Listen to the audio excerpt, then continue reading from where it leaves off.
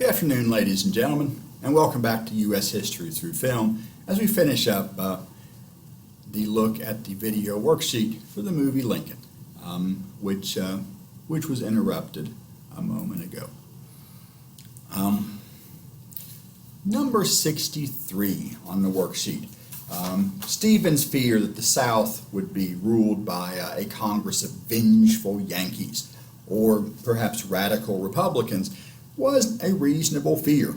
And indeed, once radical Republicans were firmly in charge, following Lincoln's death and their undermining of President Andrew Johnson, radical Republicans did do all they could to punish the South and certainly to reshape Southern society. Although eventually the Northern public got tired of the effort involved and backed off from radical Reconstruction in the 1870s, completely pulling out of the South in early 1877. Number 64, where Lincoln felt it likely the southern states of Tennessee, Louisiana, and Arkansas would ratify the 13th Amendment. That was true.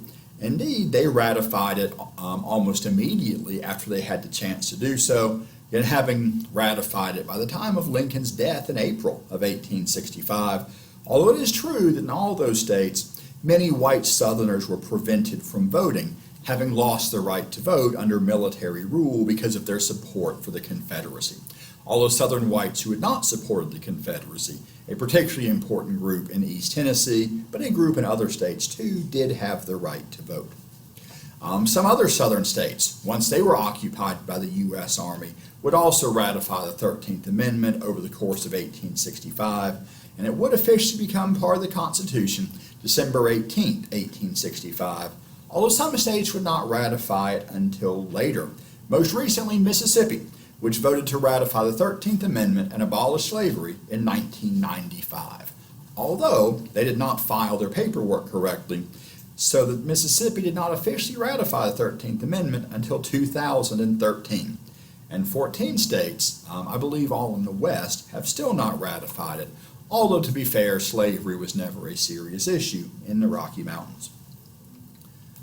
Number 70, where Abraham Lincoln would like to visit the West by rail, is actually an important point, because while we tend to think of the Republicans as opposing slavery and Lincoln fighting the Civil War, the Republicans had other policies too, which they were able to enact when most Democrats left Congress, when the South left the Union. Maybe not most Democrats, but a large number, leaving the Republicans firmly in charge.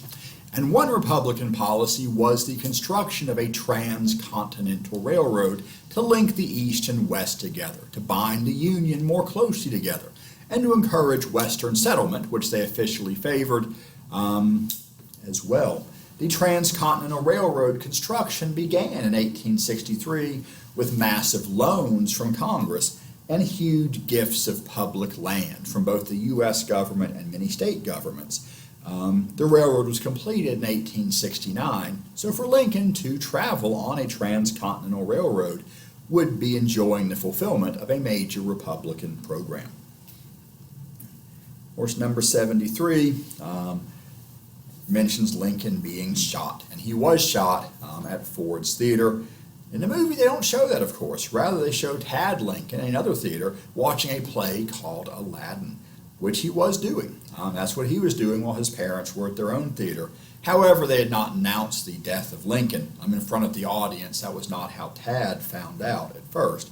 Rather, they took Tad home and told him quietly about his father's death. The theater manager did announce the murder to the theater, but not until Tad was out of the building. Number 74 is true. The president was declared dead at 7:22 in the morning, April 15th, 1865, although they show him laid out flat across they show him curled up in his deathbed in the movie, which is not true. He was laid out flat, but they had to lay him out diagonally because he was too tall to stretch out in the bed normally. And as 75 puts it, 75 quotes the actual statement by Secretary of War Edwin Stanton, who said at Lincoln's death, "Now he belongs to the ages." Stanton then organized a merciless hunt for Lincoln's assassins, the subsequent trial of all those captured, resulting in 4 executions and 4 lengthy imprisonments.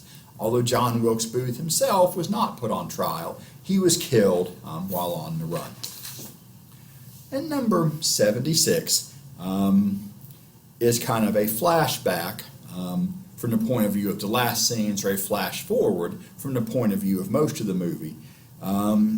A quick view of Lincoln's second inaugural address, March 4th, 1865, when he did say, "With malice toward none, with charity for all, let us bind up the nation's wounds." And although there's no particular question about in the worksheet, it is worth mentioning Robert Lincoln, who was not there when his father was assassinated, of course, but he was at the White House and rushed to be with his parents and did attend his father's deathbed. Now, some years later, in 1881, Robert Lincoln was named Secretary of War for President James A. Garfield, and was with him in a train station when he was shot on July 2nd, 1881, dying some weeks later. In 1901, President William McKinley, the last Civil War veteran to be president, invited Robert Lincoln to the Pan American Exposition, a sort of World's Fair in Buffalo, New York, where he did meet with McKinley. He was not with him when McKinley was shot on September 6th, 1901, although he was just outside the building where the shooting occurred. He was, after that, very careful never to meet with another president in person again.